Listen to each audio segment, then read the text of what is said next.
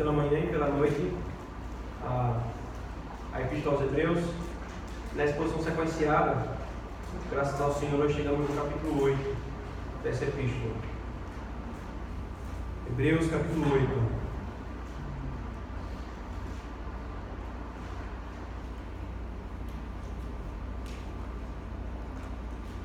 Nós exploramos todo o capítulo, irmãos, versículo 1 ao versículo 13.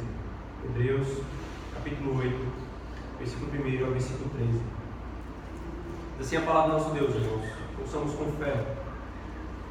Ora, o essencial das coisas que temos dito é que possuímos tal sumo sacerdote, que se assentou à destra do trono da majestade nos céus, como ministro do santuário e do verdadeiro tabernáculo que o Senhor erigiu, não o homem. Pois todo sumo sacerdote é constituído para oferecer tanto dons como sacrifícios. Por isso era necessário que também esse sumo sacerdote tivesse o que oferecer. Ora, se ele estivesse na terra, nem mesmo sacerdote seria, visto existirem aqueles que oferecem os dons segundo a lei, os quais ministram em figura e sombra das coisas celestes. Assim como foi Moisés devidamente instruído, quando estava para construir o tabernáculo. Pois diz ele: vê que faças todas as coisas de acordo com o modelo que te foi mostrado no monte. Agora, com efeito, obteve Jesus ministério tanto maior, mais excelente, quanto é também mediador de superior aliança, instituída com base em superiores promessas. Porque se aquela primeira aliança tivesse sido sem defeito, de maneira alguma estaria sendo buscado lugar para uma segunda. E de fato, repreendendo-os, diz: eis aí vem dias, diz o Senhor, e firmarei nova aliança com a casa de Israel e com a casa de Judá, não segundo a aliança que fiz com seus pais, no dia em que os tomei pela mão para os conduzir até fora da terra do Egito. Pois eles não continuaram na minha aliança, e eu não atentei para eles, diz o Senhor. Porque esta é a aliança que firmarei com a casa de Israel, depois daqueles dias, diz o Senhor. Na sua mente imprimirei as minhas leis, também sobre o seu coração as escreverei. Eu serei o seu Deus, eles serão o meu povo. E não ensinará jamais cada um ao seu próximo, nem cada um ao seu irmão, dizendo: conhece o Senhor, porque todos me conhecerão, desde o menor até ao maior. Pois para com as suas iniquidades usarei de misericórdia, e dos seus pecados jamais me lembrarei. Quando ele diz nova, torna antiquada a primeira. Ora, aquilo que se torna antiquado e envelhecido está prestes a desaparecer. Amém. Vamos orar, irmãos, mais uma vez pedindo a bênção do nosso Senhor sobre nós. Oremos. Deus bendito, diante da Tua Palavra estamos, Senhor. A Tua Palavra que foi revelada, a Tua Palavra que é a única regra de fé e prática do Teu povo. Nós queremos ouvir a Tua voz, Senhor. Nós queremos ser instruídos pelo Senhor. Que o Teu Espírito Santo trabalhe e opere em nossos corações, Senhor. Possamos crer na Tua Palavra, que sejamos capacitados para amar a Tua Palavra, obedecer a Tua Palavra, Senhor, e em tudo, Senhor, é o nosso desejo ardente, em tudo que Cristo seja glorificado em nossas vidas, Senhor. Ó Deus, nós precisamos do Senhor. Se o Senhor não nos sustentar, se o Senhor não nos alimentar, se o Senhor não nos instruir, para onde nós iremos, Senhor? Nós seremos como um morto que desce a cova. Por isso, Senhor, nós rogamos que nesse encontro pactual o Senhor fale conosco. Nós oramos assim em nome de Jesus. Amém. Amém. Irmãos, desde o início do livro, em Hebreus capítulo 1, nós temos visto o esforço do autor aos Hebreus de exortar aqueles crentes, aqueles judeus que haviam se convertido ao cristianismo, para perseverarem, para permanecerem firmes no caminho da fé cristã. E ele faz isso por meio de alguns contrastes, como nós percebemos. No capítulo 1, ele contrastou Cristo com os profetas, mostrando que Cristo é superior aos profetas da antiga aliança, porque o próprio Cristo é a revelação máxima de Deus, visto que ele é o próprio Deus no meio dos homens, o Deus encarnado. Ele ainda contrastou Cristo com os anjos. Ele é superior aos anjos, embora eles tenham sido feito menor que os anjos para ser o nosso Salvador. E ele ainda contrastou Cristo com Moisés, mostrando que ele é superior ao próprio Moisés. Ora, Moisés foi fiel ao Senhor na casa de Deus, ou seja, na igreja. mas Cristo é fiel ao Senhor sobre a igreja, porque Ele é o dono da igreja. E ele continua então a sua argumentação, fazendo uma pequena pausa, mostrando o perigo, irmãos, de não acreditar em tudo isso que ele estava falando até agora. Depois ele faz uma outra pausa, quando ele começa a introduzir a superioridade do sacerdócio de Cristo, ele para novamente, lembremos, e faz um alerta contra dois perigos na vida cristã: o perigo da imaturidade e o perigo da apostasia. Ainda no capítulo 7, ele volta a falar sobre a superioridade de Cristo como sumo sacerdote em relação aos levitas. Então ele é um superior sumo sacerdote porque ele é da ordem de Melquisedeque. E por último, nós vamos ver a partir de agora, na verdade, o autor de Hebreus vai argumentar até o versículo 10 do capítulo 9 a superioridade do sacerdócio de Cristo por causa da aliança que ele oficia. Veja, o argumento do autor é: primeiro, ele é sumo sacerdote por causa de uma ordem superior da qual ele faz parte.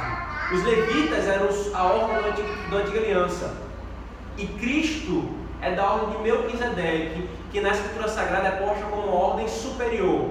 Mas ele continua argumentando: ele não é apenas superior por causa da ordem dele, ele é superior por causa da aliança que ele oficia. E a partir de aqui, irmãos, no capítulo 8, o autor vai falar sobre essa aliança. Por que Cristo é um sacerdote superior? Porque ele é superior por causa da aliança que é superior à antiga aliança. De forma que, irmãos, o texto é dividido da seguinte forma. Por favor, veja comigo no capítulo 8.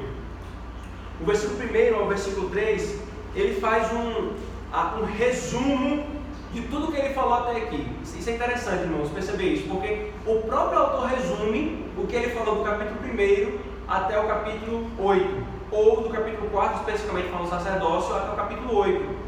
E faz uma transição do que ele vai falar a partir de agora. E então, do versículo 4 ao versículo 5, ele mostra que Cristo não seria sacerdote segundo a lei da antiga aliança. E do 4, versículo 4, ou melhor, do 6 ao 13, ele mostra que ele é sacerdote segundo a nova aliança, que é superior à antiga aliança. Então vamos ver cada um desses momentos, irmão, desse texto que o autor vai nos mostrar a beleza e a glória do nosso Senhor Jesus Cristo. Vejamos o versículo 1 ao versículo 3.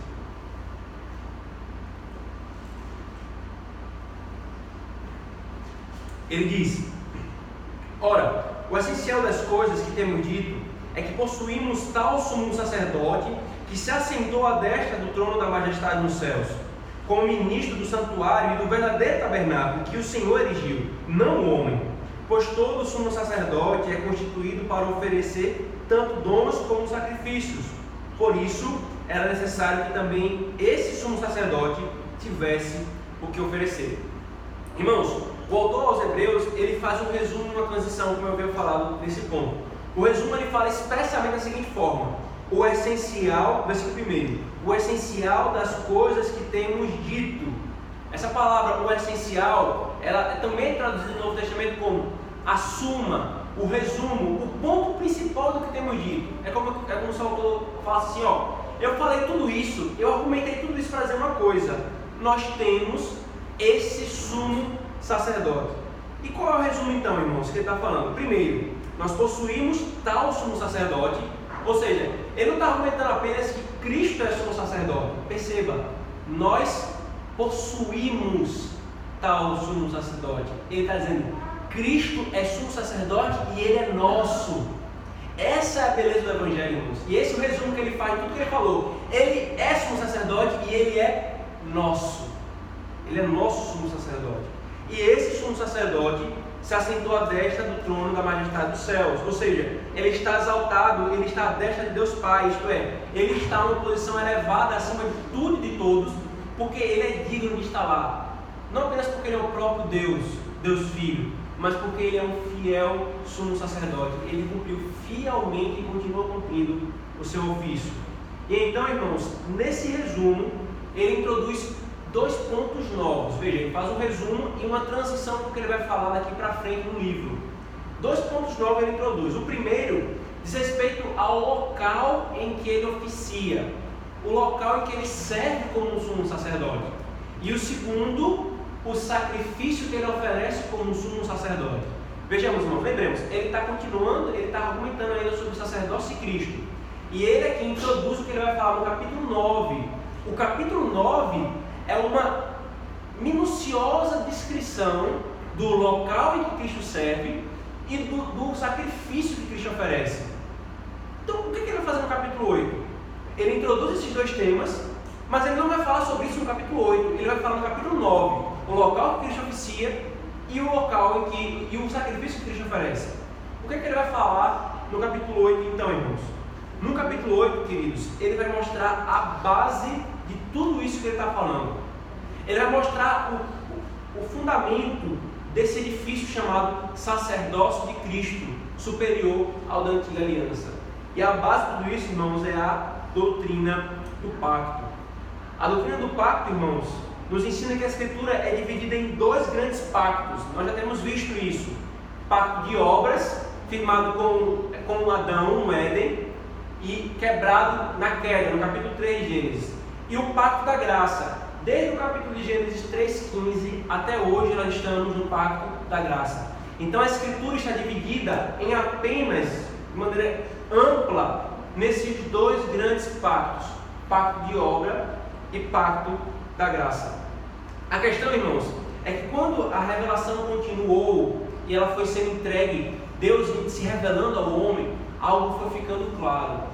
Que esse pacto da graça, ele é administrado de duas formas distintas. Veja, é o mesmo pacto, é o pacto da graça. Mas Deus administra esse pacto. Ele administrou e continua administrando de duas formas distintas. Ele administrou o que nós vamos chamar, o que a Escritura chama de antiga aliança e nova aliança. Então é a antiga aliança do pacto da graça e a nova aliança do pacto da graça. É exatamente sobre isso, irmãos, que o autor está falando aqui. A antiga aliança do pacto da graça, ela vai desde a queda até o derramar do Espírito Santo. A nova aliança do pacto da graça vai do derramar do Espírito Santo até hoje. Antiga e nova aliança. A antiga aliança, irmãos, não é pacto de obras e a nova aliança é pacto da graça. Não, é pacto da graça e pacto da graça. Antiga aliança ou antiga administração do pacto da graça e a nova aliança, a nova administração do pacto da graça. É sobre essas duas administrações, irmãos, e o sacerdócio de Cristo que o autor vai falar a partir de agora, mostrando que ele é superior do sumo sacerdote por causa dessa nova aliança que foi firmada. Veja então o versículo 4 ao 5. Ora, se ele estivesse na terra, nem mesmo sacerdote seria, visto que existirem aqueles que oferecem os dons segundo a lei, os quais ministram em figura e sombra das coisas celestes, assim como foi Moisés divinamente instruído quando estava para construir o tabernáculo. Por isso, pois, diz ele, vê que faça todas as coisas de acordo com o modelo que te foi entregue no monte.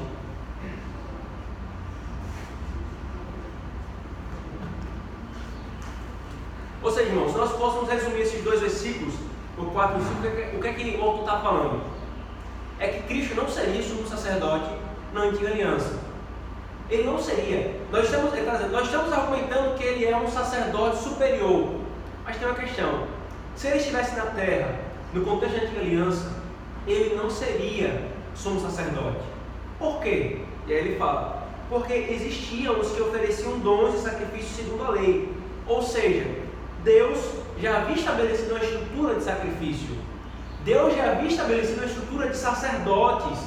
Essa estrutura Deus não anularia de uma hora para outra, ele já havia estabelecido uma antiga aliança sem estabelecer uma nova. Agora, quando ele faz isso, irmãos, ele traz o pleno uso e significado da antiga aliança. Deus ele não anularia a estrutura que havia estabelecido na antiga aliança sem estabelecer uma nova aliança. Mas quando ele estabelece, ele traz o pleno uso e o significado da antiga aliança. Por que isso é importante? Por que isso é importante, irmãos? Isso que o autor está falando. É importante nós entendermos isso porque muitos acham que o Antigo Testamento foi um erro de Deus. Foi um equívoco. Deus ele tentou fazer algo que não deu certo. Deus ele tentou fazer uma coisinha ali, eita, deu errado. Eu vou ter que fazer agora o Novo Testamento, a nova aliança. Não é esse o ponto, irmãos. O Antigo Testamento é o que Deus sempre quis que ele fosse. ele sempre quis que o Antigo Testamento fosse provisório, no sentido de estrutura provisória. Lembremos, irmãos, que o Antigo Testamento também é palavra de Deus, também é revelação de Deus. Sem o Antigo Testamento, o Novo Testamento não faz sentido. Há coisas reveladas no Antigo Testamento que são fundamentais para entendermos as coisas reveladas no Novo Testamento e vice-versa. Eles são como, e aí eu gosto muito da imagem que os puritanos traziam, de maneira metafórica, certo, irmãos? Eles são como os dois lábios de Deus, Antigo e Novo Testamento, constituindo-se a palavra de Deus. Ainda se nós pudéssemos usar algumas imagens, se o Novo Testamento fosse uma roupa, o Antigo Testamento seria o tecido dessa roupa. Se a Bíblia fosse uma árvore, o Antigo Testamento seria a raiz e o caule, e o Novo Testamento seria a copa com os seus frutos. Um não é independente do outro, irmãos. O Antigo Testamento é o quarto iluminado por uma luz de vela. O Novo Testamento é esse mesmo quarto, agora com a luz do sol raiando pela janela. É por não compreender dessa forma, irmãos, que na história da igreja surgiu diversos erros e heresias, porque achavam que o Antigo Testamento era um erro. O que o autor está querendo nos mostrar é que o que Deus estabeleceu na Antiga Aliança era exatamente provisório para apontar para a Nova Aliança. Não foi um erro que Deus fez. Ele não estava tentando fazer uma coisa boa e deu errado, então fez o Novo Testamento. Não, era parte do propósito do Senhor se revelar dessa forma, a Antiga Aliança para a Nova Aliança. Eu estou dizendo isso, irmãos, para termos uma postura correta então diante do Antigo Testamento. Entendemos um conceito teológico que nós já falamos em outras situações, chamado de revelação progressiva e propósito revelacional. Há coisas que Deus fez no Antigo Testamento com um propósito temporário. Às vezes algumas pessoas mal informadas da palavra de Deus, né, alguns não cristãos, vêm questionar, mas vocês não falam que a Bíblia não fala que não pode comer determinados tipos de animais? Por que vocês cristãos não comem? Vocês são hipócritas, a Bíblia fala uma coisa, vocês fazem outra. A Bíblia não fala que tem que ter isso, por que não? E ele começa a falar uma série de coisas no Antigo Testamento que são palavra de Deus, mas que na teologia dele é o que nós chamamos de propósito revelacional. É por isso, irmãos, que nós não somos como dispensacionalistas que jogam fora todo o Antigo Testamento, e nem somos judaizantes que abraçamos todo o Antigo Testamento irrestritamente, porque é uma doutrina, nisso aqui que o autor está falando, é propósito revelacional. Deus havia estabelecido sacerdotes que oficiavam segundo a lei da Antiga Aliança, porque Moisés construiu tudo apontando para aquilo que foi dado como modelo, para o tabernáculo celestial. De forma que o tabernáculo terreno apontava para o celestial. Os sacerdotes terrenos apontavam para o sacerdote celestial, que é Cristo Jesus. O argumento do autor, então, irmãos, continua para mostrar que se a Antiga Aliança continuasse, Cristo não poderia ser sacerdote, por causa de tudo que ele já falou antes. Os sacerdotes tinham que ser da tribo de Levi, ele era da tribo de Judá. E tantos outros argumentos que ele usou até aqui, irmãos, mostrando que ele não poderia ser. Então, ele diz no versículo 5 que Deus estabeleceu tais sacerdotes segundo a lei para ministrarem como figuras. Lembra da palavrinha figura que nós já vimos no sermão passado, em Romanos 5? Figuras, como tipos, como sombras. E aí ele cita Êxodo 25:40, quando diz: vê que faças todas as coisas de acordo com o modelo que te foi mostrado no monte. Ou seja, irmãos, já no Antigo Testamento, Deus estava mostrando algo profundo acerca do Evangelho. Isso aqui não é o fim. Essas coisas externas que eu estou ordenando que vocês façam com zelo, porque por meio disso que eu estou pregando o Evangelho para você. Mas essas coisas não é o fim. Eu estou mandando você construir um tabernáculo de madeira, de tecido colorido, de ouro, uma série de coisas. Não é porque isso aqui é o fim. Eu quero que você faça conforme um tabernáculo celestial. É para lá que eu quero levar vocês. Esse é o ponto que eu quero que vocês cheguem. É por isso, irmãos, que nós, enquanto presbiterianos, cremos que sim, o Evangelho era pregado na Antiga Aliança, que só pode ser salvo o homem por meio do Evangelho. E como eles ouviam o Evangelho sendo pregado? Eles ouviam e viam o Evangelho sendo pregado por aquilo que Deus entregava para eles: os sacrifícios, as prescrições legais, a circuncisão, a Páscoa, tudo isso apontando para algo superior. Essa foi a natureza da antiga aliança, irmãos, feita para ser provisória. Nela, Cristo não seria sumo sacerdote, mas Deus firmou uma aliança superior. E não bastasse, irmãos, a insuficiência visível da antiga aliança, os elementos da antiga aliança superficiais, externos, limitados a uma nação, Deus abertamente e claramente diz que ela é insuficiente. Aí as pessoas que não entendem essa doutrina, essa teologia da antiga aliança com a nova aliança, ficam loucas, porque como assim? O mesmo Deus que está mandando fazer uma coisa diz que ela não é suficiente? Sim, porque Ele está mandando fazer de maneira provisória. Agora, irmãos, o autor vai voltar-se, e aí ele na verdade ele vai voltar para destrinchar essa nova aliança, para explicar o porquê dessa nova aliança. Mas o ponto aqui, queridos, é que ele quer mostrar o seguinte: querer voltar para a antiga aliança é desprezar a Cristo.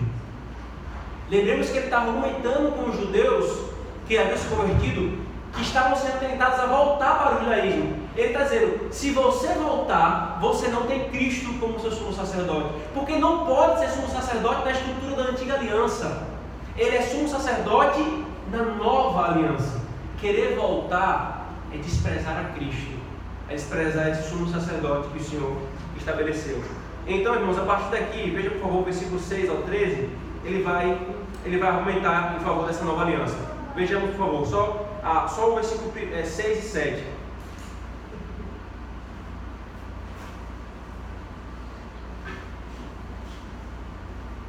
Agora, com efeito, obteve Jesus ministério tanto mais excelente, quanto ele também mediador de superior aliança, instituída com base em superiores promessas. Porque, se aquela primeira aliança tivesse sido sem defeito, de maneira alguma estaria sendo buscado lugar para uma segunda. Agora veja o versículo 13. Aí ele cita o profeta Jeremias, já nós analisaremos essa citação, e ele fala no versículo 13: quando diz nova, torna antiquada a primeira. Ora, aquilo que se torna antiquado é envelhecido, está prestes a desaparecer. Então, irmãos, ele mostra que de fato Cristo é sumo sacerdote dessa superior aliança. Ele é mediador dessa nova aliança. E por que ele é superior? Qual é o argumento que ele vai utilizar? Por que essa aliança é superior que a antiga aliança? Ele usa o mesmo argumento que ele havia feito no capítulo 7. Lembra? Ele mostrou que Cristo era a ordem de Melquisedeque era uma ordem superior, porque enquanto para os levitas ele deu uma lei, para Melquisedeque ele deu uma promessa. Então, uma promessa, ele diz, é superior à lei.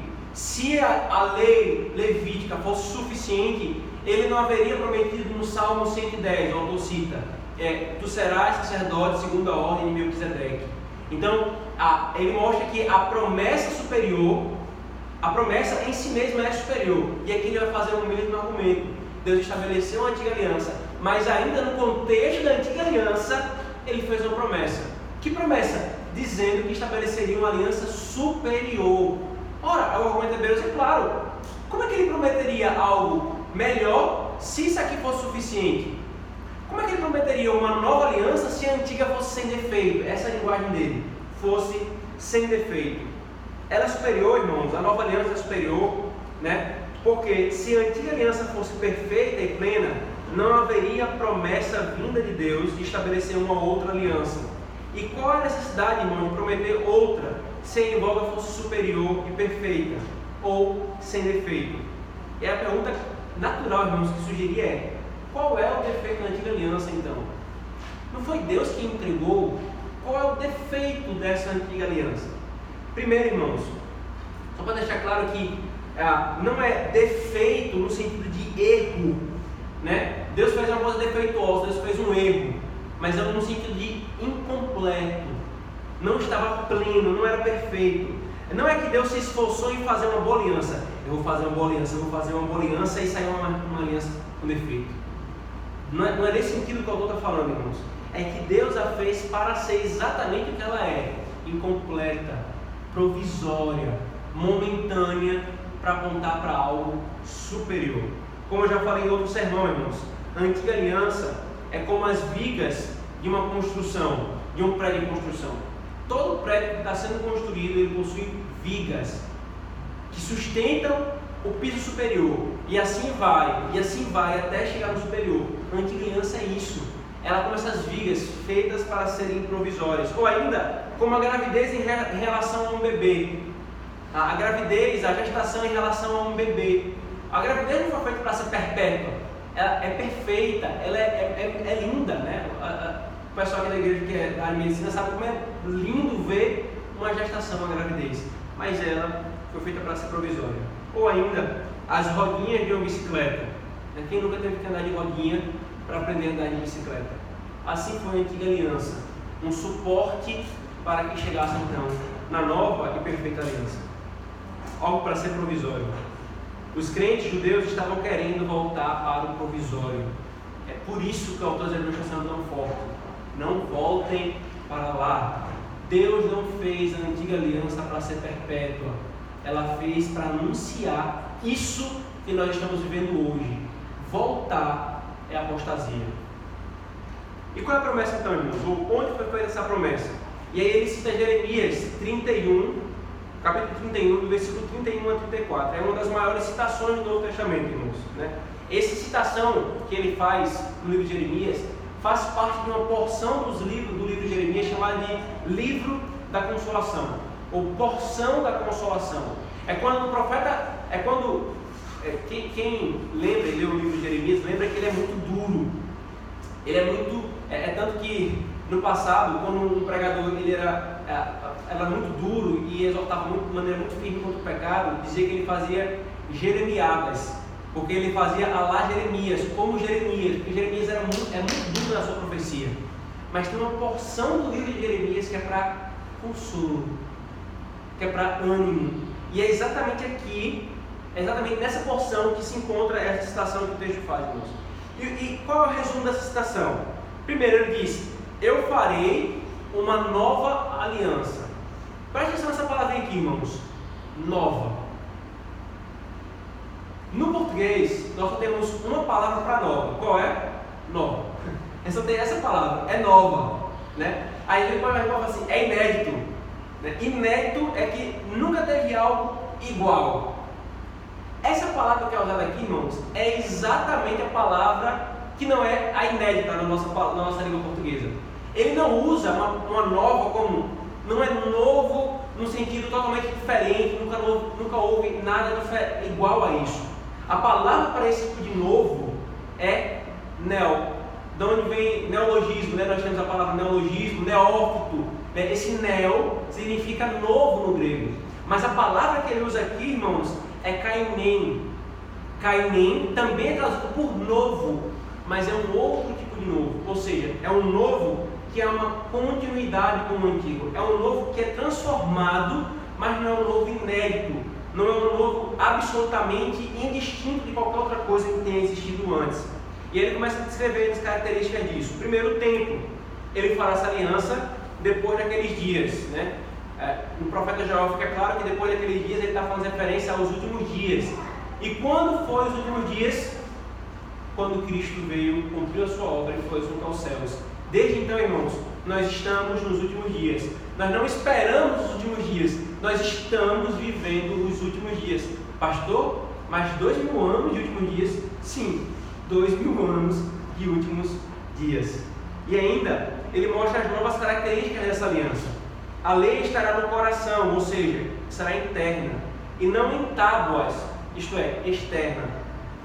Nós seremos dotados com uma capacidade de obedecer e com a comunhão com o Senhor, e teremos perdão abundante.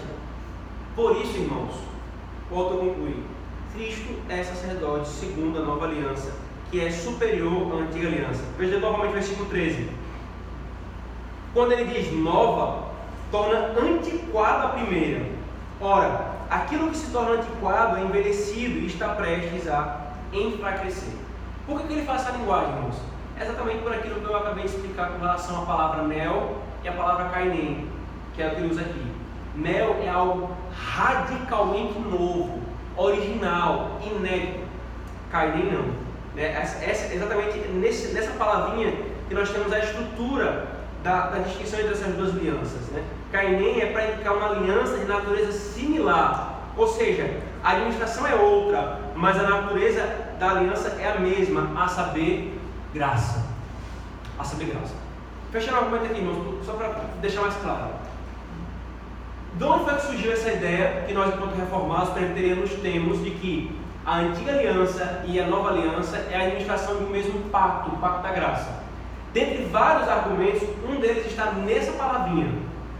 A mesma natureza, só que administração diferente. Não é neo, uma nova aliança, uma neo-aliança, mas é uma kainem, uma aliança nova, de mesma natureza, só que de administração diferente, de estrutura diferente. Tanto a antiga quanto a nova aliança são administrações do pacto da graça.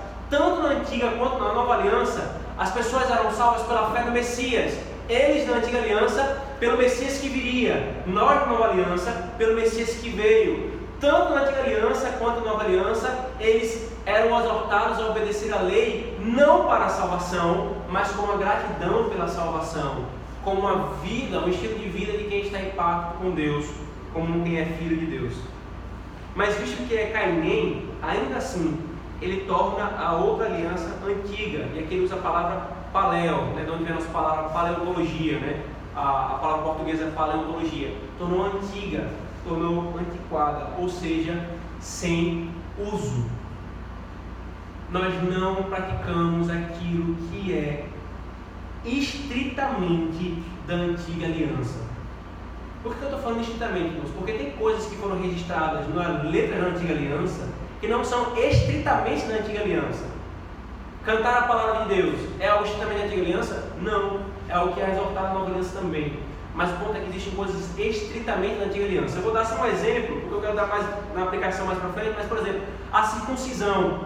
A circuncisão é algo estrito da antiga aliança. Nós não praticamos porque a nova aliança tornou paleo, tornou antiquada, tornou sem uso a antiga aliança nesses termos.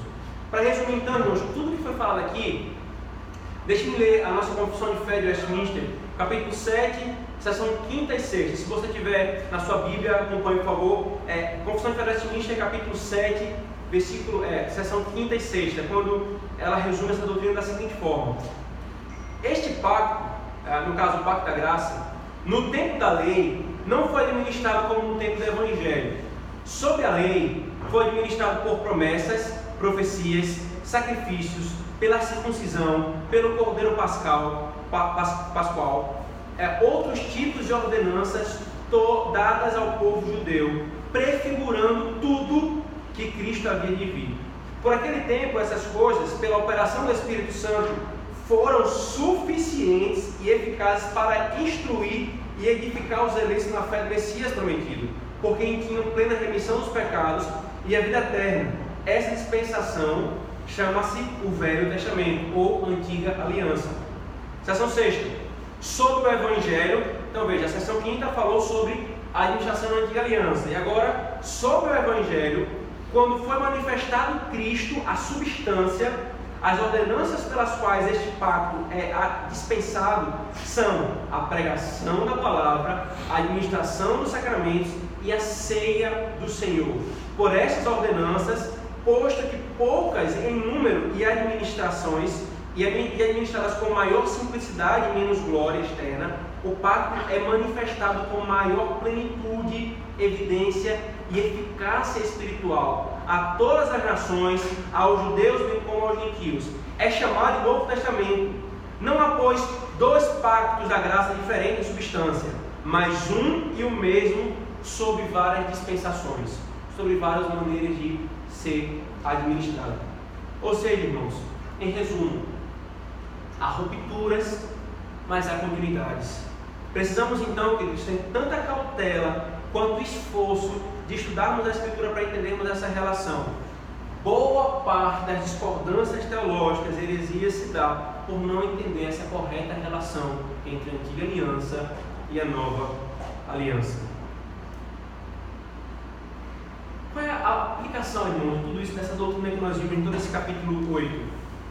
Primeiro, queridos, a maior de todas as aplicações que ele deixa nos ensinar é um profundo engano, irmãos.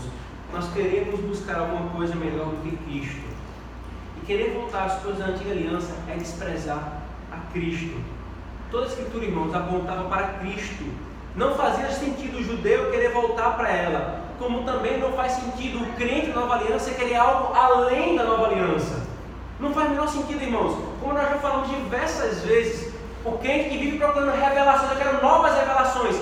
A última nova revelação que Deus deu para o seu povo foi a nova aliança. Mateus, Apocalipse. Querer procurar algo além disso é desprezar a Cristo. Nós não procuramos nada melhor. Nós não cantamos como uma música gospel tem por aí. O melhor de Deus ainda está por vir. Não. O melhor de Deus já veio. E é Cristo. Nós não precisamos buscar nada superior a Ele, irmãos. Esse é o argumento aos Hebreus. Não procurem nada superior a Ele. E se vocês voltarem para a antiga aliança, vocês estão desprezando Ele como sacerdote. Irmãos, há uma urgente necessidade de entendermos a dinâmica da revelação, as rupturas e continuidades entre a nova aliança. Se nós não fizermos isso, conduzirá a muitos enganos práticos e teológicos. Por exemplo, nós acabamos de ler na nossa confissão a explicação de que na nova aliança o Evangelho é administrado pela pregação da palavra, pela administração dos sacramentos. Isso tudo é muito simples, muito sem glória externa.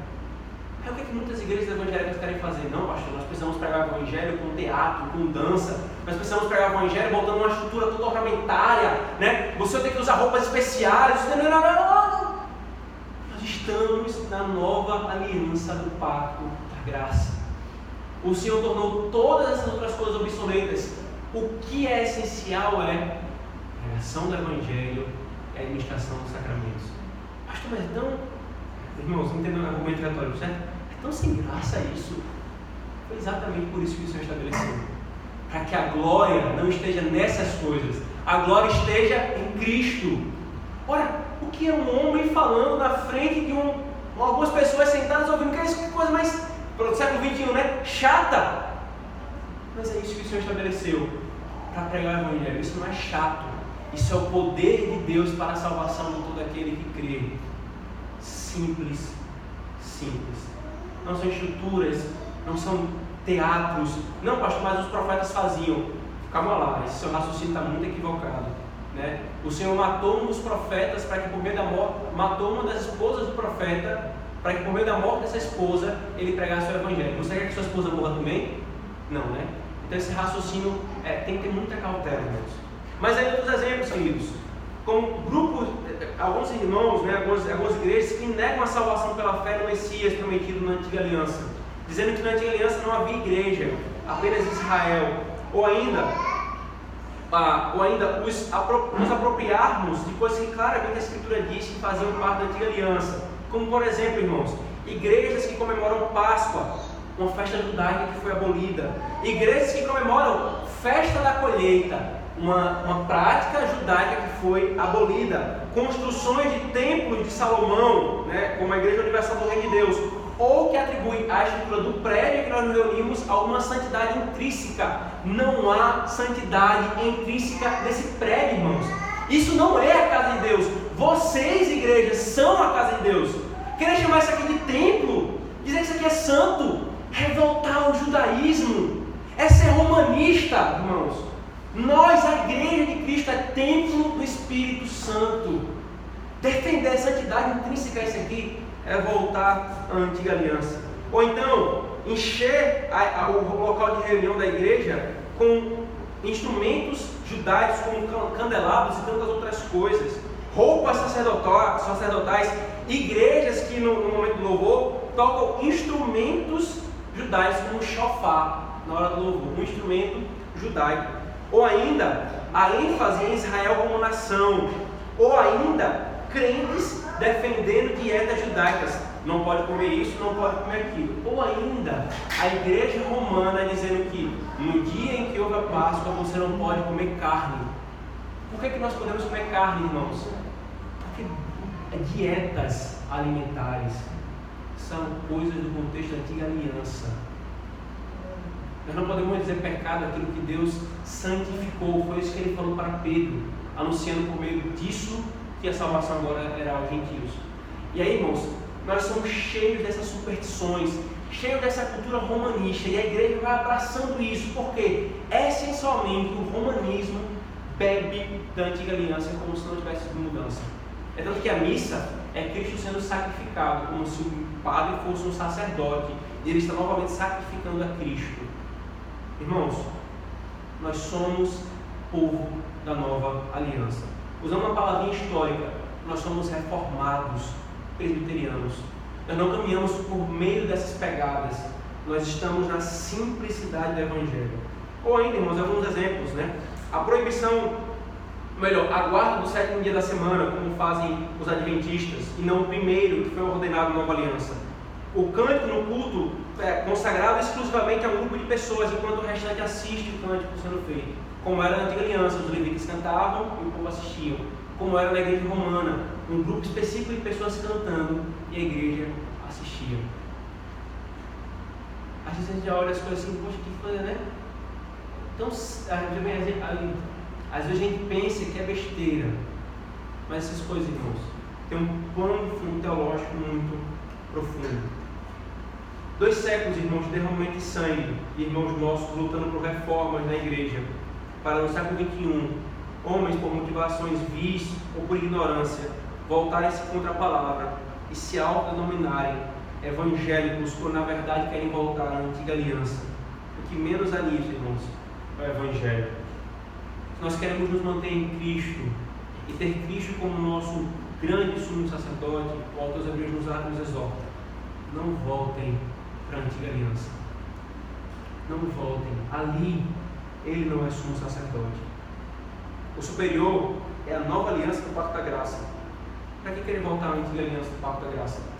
Voltar a ela é desprezar Cristo, pois nela Cristo não poderia ser sumo sacerdote. Mas, a nova aliança, nós temos um sumo sacerdote. Ou seja, ele é nosso. Ele é nosso. Oremos, irmãos, agradecendo ao nosso Deus pela sua palavra e rogando fé para caminharmos segundo os passos que a sua palavra nos dá. Oremos. Deus bendito,